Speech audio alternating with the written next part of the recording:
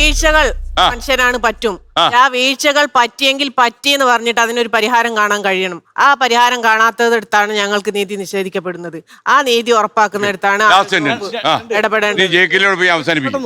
Doctor പറഞ്ഞത് തീരുമാനിക്കേണ്ടത് മാധ്യമ കോടതികളല്ല, രാഷ്ട്രീയക്കാരുമല്ല എന്നല്ല. ഇത് തീരുമാനിക്കാൻ വേണ്ടി സ്പെഷ്യൽ ജൂറിയാണല്ലോ സർക്കാർ വെക്കുക. ആ സ്പെഷ്യൽ ജൂറി 2 എണ്ണം വെച്ചതിൽ 2-നും 2 അഭിപ്രായമാണ്. ഒന്ന് കത്രിക പഴയതാണ്, കത്രിക പുതിയതാണ്. പിന്നെ മറ്റൊരു സ്പെഷ്യൽ ജൂറി പറയും കത്രിക 50 വർഷം ഉള്ളിൽ കിടന്നാലും കുഴപ്പമില്ല. ആർക്ക്? കത്രികയ്ക്ക് കുഴപ്പമില്ല ഇവർ പറയുന്നത്. അല്ല, ഞാൻ പറഞ്ഞത് വിദഗ്ധ സംഘത്തെ വെച്ചതിൽ 2 വിദഗ്ധ സംഘം ഒരു കാര്യത്തിൽ 2 റിപ്പോർട്ട് കൊടുത്തൊരു സർക്കാരാണ് ഇവിടെ ഉള്ളത്. 2 ഈ സിസ്റ്റത്തിനുള്ളിലെ പ്രശ്നങ്ങൾ വിളിച്ചു പറയുന്ന ഹാരിസ് ചെറുക്കനെ പോലെയുള്ളവരെ ഇവർ ഹഫീൽ ഖാനാക്കി തല്ലിക്കൊല്ലാത്തത് ഇവിടുത്തെ മാധ്യമങ്ങളും ഈ പറയുന്ന രാഷ്ട്രീയ പ്രബുദ്ധതയുള്ള ആൾക്കാരും ഇറങ്ങി നിന്നത് കൊണ്ടാണ്. ഏത് തരത്തിലാണ് അദ്ദേഹം ആക്രമിക്കപ്പെട്ടതെന്ന് നമുക്ക് കൃത്യമായി അറിയാം. ഇവരുടെ സൈബർ വെട്ടുകളെ കൂട്ടം അദ്ദേഹത്തെ ആക്രമിച്ചില്ലായ്മ ചെയ്യാൻ നോക്കിയത് നമ്മൾ കണ്ടതാണ്. സർക്കാർ ആശുപത്രികളിൽ നമുക്കൊരു വിശ്വാസത ഉണ്ടാകാനായിട്ട് എന്ത് ചെയ്യും? കാരണം നമ്മളെപ്പോഴും പ്രൈവറ്റിലേക്ക് പോകുന്നത് തന്നെ. നിങ്ങൾ അവിശ്വസിക്കരുത്. സർക്കാർ ആശുപത്രികളെ ഇപ്പൊ ഈ പറഞ്ഞതിൽ നമുക്ക് മനസ്സിലാകാത്ത എന്താണെന്ന് വെച്ച് കഴിഞ്ഞാൽ നമുക്ക് അവിടെ ചെന്നാൽ കൃത്യമായിട്ടൊരു ചികിത്സ കിട്ടുന്നില്ല. സിസ്റ്റം എറർ ഉണ്ടാവും.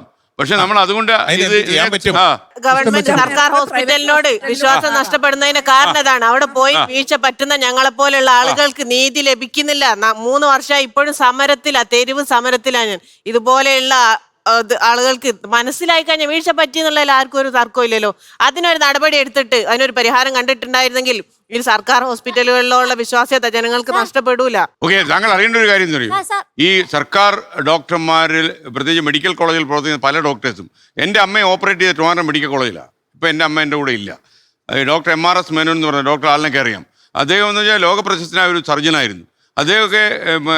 അദ്ദേഹത്തിൻ്റെ പിന്നാലെ കൈക്കൂലിയും കൊണ്ടുവന്നൊക്കെ ആൾക്കാർക്ക് പോകാൻ പേടിയായിരുന്നു. ഇത്രയും നല്ല ഭിഷകനായിരുന്നു. അദ്ദേഹം രോഗനിർണയത്തിൻ്റെ കാലനായിരുന്നു അദ്ദേഹം. ഡയഗ്നോസ്റ്റിക് ആണല്ലോ ഇതിനകത്ത് പ്രധാനപ്പെട്ട കാര്യം. അതിലൊക്കെ നമ്മൾ അവരെയൊന്നും തള്ളിപ്പറയാൻ പറ്റില്ല. അതുകൊണ്ട് അവരിലൊരു ഇപ്പോൾ ഏതെങ്കിലും കുറച്ച് ആളുകൾക്ക് പിഴവ് പറ്റിയെന്ന പേരിൽ ഈ സിസ്റ്റം മുഴുവൻ ഫെയിലർ ആണെന്ന് വന്നാൽ കേരളം മുഴുവൻ തറന്നു പോകും. നമ്മുടെ ആരോഗ്യ മേഖല 2 വേണമല്ലോ, പ്രൈവറ്റും വേണം സർക്കാരും വേണം. സാറേ, ഡോക്ടർമാർക്ക് പിഴവ് പറ്റിയാൽ അവർക്ക് സംഘടനയുണ്ട്.